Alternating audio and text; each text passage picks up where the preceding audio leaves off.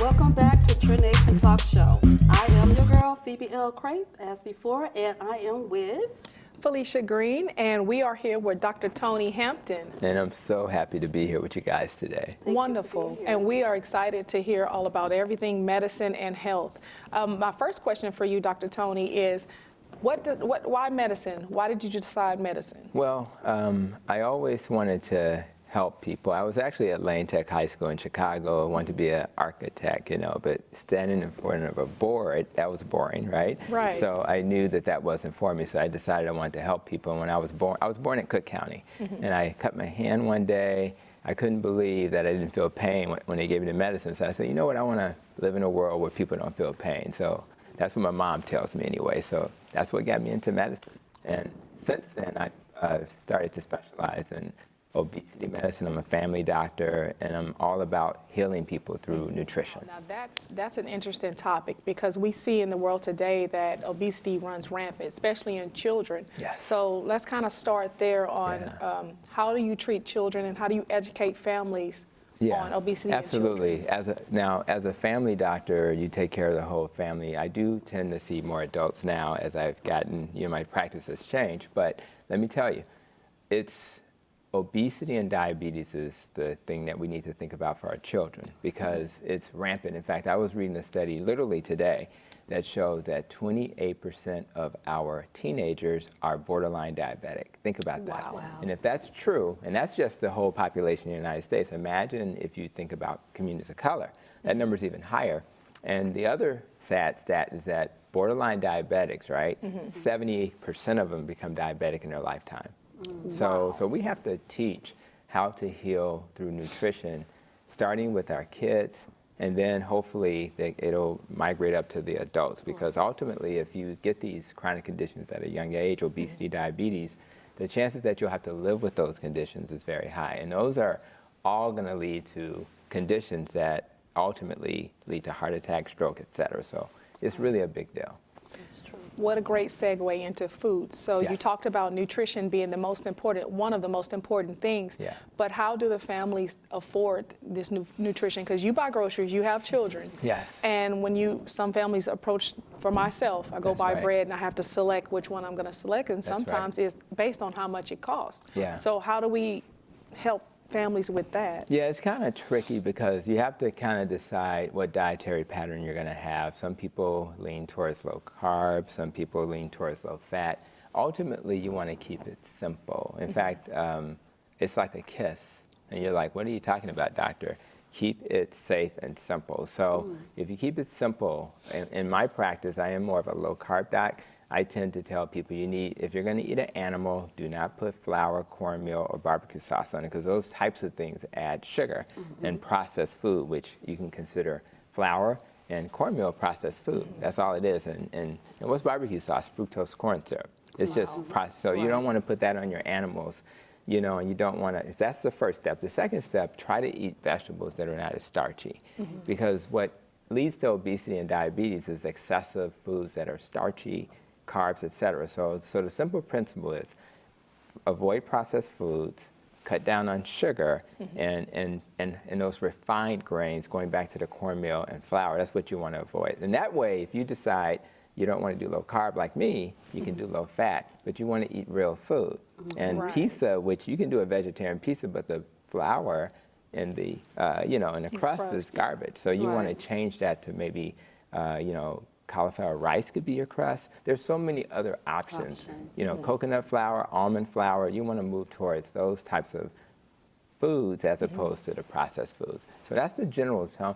Food is not expensive if you keep it simple. Ground beef is not expensive if you do eat meat, right? That's not expensive. So if you eat at home and you're not running to the fast food, you can actually bypass all the concerns about cost.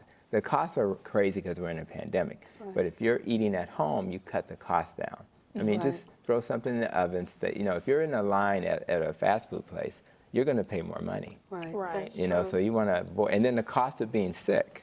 Exactly. What's that cost going to be? And you want to reduce that cost as well. So that's kind of how I frame it with patients. Keep it simple. I kiss them with my keep it simple and safe. And the safe part is don't eat a lot of garbage food. Garbage food is not safe to your body. Right. So that's kind of how I frame it. And most people, it resonates with them as long as you keep them culturally appropriate in terms of their food. Right. And you keep them in a lane that they're comfortable with.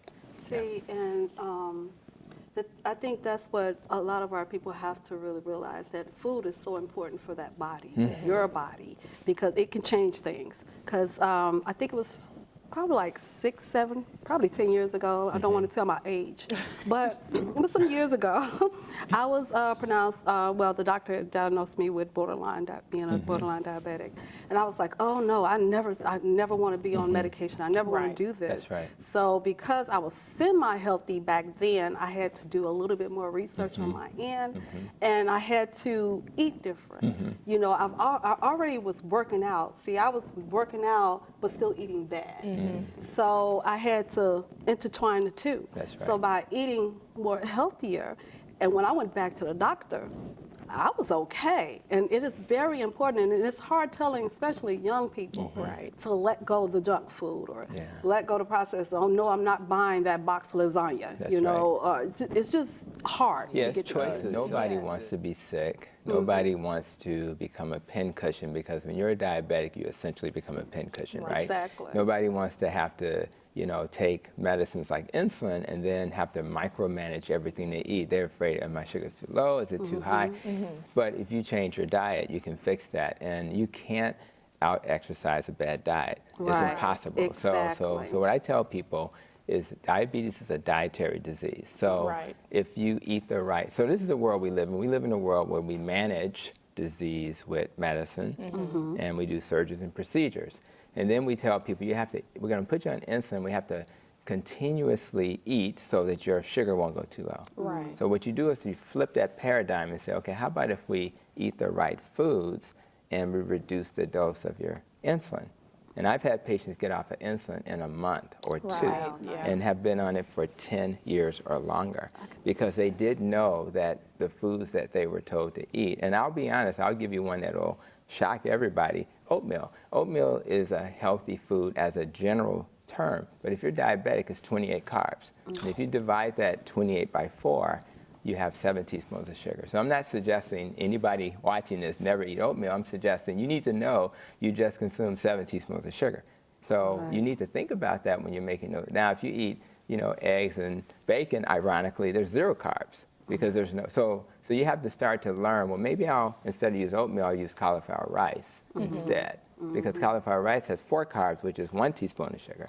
Just those little nuggets will then teach a person how to eat better, and then they can maybe not have to take insulin and not have to worry about those low sugars. And the cost, let's not talk about the cost of a diabetic every year is about $16,000, right? So now you can eliminate the sticks, because you can reverse type 2 diabetes. And that's exactly what I have, the wonderful gift from my twins. I say the gift that kept giving. But after I had the twins, I had gestational diabetes, and then about 5 years later, it just completely converted. So, and I talked to my doctor. He's like, well, we can start with some medications. I said, no, I'm absolutely not doing that. I'm going to change my diet. And they're 15 now, and I've been diet controlled since then. And it's not the doctor's fault. Like, they're trained to manage, right, and control, and that's how we're trained. And and the part about nutrition is there's not a lot of education for the clinicians. Rather, it's a doctor or a nurse. There's not a lot of education. I'm getting a master's in nutrition as we speak, and I did it because I wanted to know all the details, mitochondria, all these things that you learn in biochemistry. So we need to change our health system to one where the doctors are taught to better focus on diet and nutrition, and they can refer to a team of people, nutrition, pharmacists, who can help them manage their weight, help them manage their diabetes, and if they want to get off medicines, because if you follow this low-carb diet that I recommend, you're going to be, it's actually not safe if you don't have somebody watching you. Because you have to reduce medicines, you have to get, so you have to do it safely. So I think that's the key, is to have a health system that focuses on how do we hold your hand and coach you so that you can get off medicine safely. But we also have to think it's possible. And I didn't think you can get off of medicine. I didn't think you can reverse diabetes until I started this journey towards nutrition. Wow. Yeah. Thank you so much for coming. Wealth This is of vital information. Right. Yes, this is good for you. But you in for a treat because we will have Dr. Tony as part of Trendnation's family. So he'll be on and it will be called Ask Doctor. Dr. Tony. Love it. That's an inside joke, you all. Thank you for watching. Thank you, everyone. And again, I'm Felicia Green. And Cindy Cray. And Dr. Hampton, I look forward to more intriguing conversations with you guys. Awesome. Take care. We'll be right back with Trend Nation. Thank you.